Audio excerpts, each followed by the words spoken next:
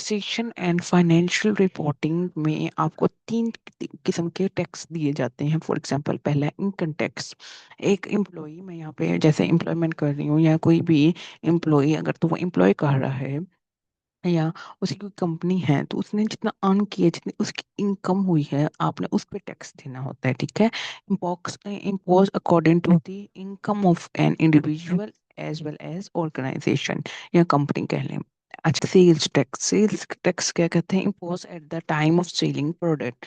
आप जाते हैं, आप एक मिसाल के तौर पे सुपर बिस्किट लेने गए, वहां पे आपको बताते हैं, वो सारा कुछ उन्होंने लिखा होता है कि इतनी इतनी प्राइस थी, इतना इस पे सेल्स टैक्स लगा और अब इसकी प्राइस इतनी होगी। तो जो सेलिंग प्रोडक्ट्स के टाइम पे हम सेल्स टैक्स लागू करते हैं, उसको हम कहते हैं sales tax.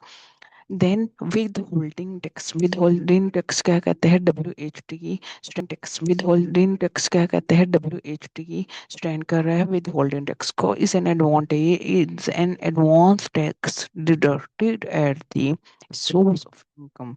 Like salaries. Salaries जब आपको पे की जाती हैं, वो पहले से, सैलरी बाद में आती है, पहले टैक्स कट जाता है, बताया जाता है कि इस पे इतना टैक्स लगेगा और फिर आपको इतनी सैलरी मिलेगी। तो जब ये सैलरी सैलरी में पहले टैक्स लग जाता है और फिर उसके बाद आपको सैलरी मिलती है।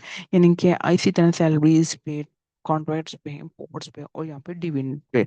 और ये जो काटता है वो किस बिहाफ पे, वो कौन काटता है? पेयर काटता है, जो दे रहा होता है on the behalf of the recipient. यानी कि वो सैलरी मिलने से पहले ही वो काट लेते हैं टैक्स को और डायरेक्टली डिपॉजिट हो जाता है टैक्स अथॉरिटी में।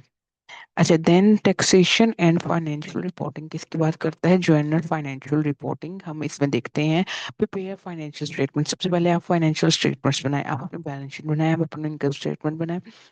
जाहिर सी बात है, आप ये सारी चीजें बनाएंगे, फिर आपने एनुअल ऑडिट करना है। ठीक है। जैसे कि आपने पहले बैलेंस शीट बनानी है, अपने एसेट्स लायबिलिटी सारा कुछ देखना है, फिर आपने प्रिपेयर करनी है annual audit report. Annual audit report क्या बात करता है? वो ये देखता है कि आपने जो फाइनेंशियल स्टेटमेंट्स बनाई है, उसमें कोई आपने फ्रॉड का एलिमेंट तो नहीं डाल दिया, कोई झूठ का एलिमेंट तो नहीं डाल दिया, आपने सच बोला है। अब वही चीजें प्रॉफिट हो रही थी या लॉस हो रहा था, आपने सच बताया है, अपने जनरल पब्लिक के सामने सच रखा है। आपने ये बताना है, यानी आपने पहले तो बना ली ना, अब ये ऑडिटर ने बताना है कि वो वाकई में ठीक थी या नहीं ठीक थी फाइनेंशियल स्टेटमेंट्स आपकी। देन आपने submission of financial reports to SECP within, आपने पढ़ा था SECP किसको स्टैंड कर रहा है? Securities and exchange commission of Pakistan. मैंने आपको पिछली वीडियो में बताया था। Within 60 days at the end of financial year, जब आपका कोई फाइनेंशियल ईयर खत्म हो जाता है, फॉर एग्जांपल आपका 31 दिसंबर फाइनेंशियल ईयर खत्म हो रहा है कंपनी का, तो आपने विद इन 60 days यानी कि 2 माह के अंदर अंदर आपने SECP को अपनी फाइनेंशियल रिपोर्ट सबमिट करवानी होती है। और फिर entrepreneur must submit annual tax at FBR, और उसने federal board of revenue, FBR stand for federal board of revenue.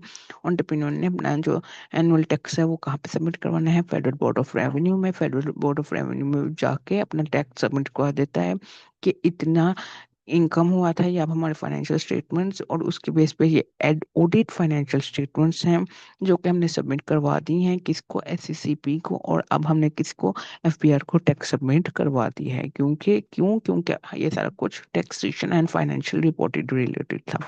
अच्छा बच्चे, ये था आज का आपका टॉपिक और यही सारा सिलेबस, ये सारा मैंने एक प्लेलिस्ट में डाल दिया है। आप लाइन वाइज इन टॉपिक्स को देखते रहिएगा, आपको समझ आ जाएगी। जज़ाकल्लाह, अल्लाह हाफिज़।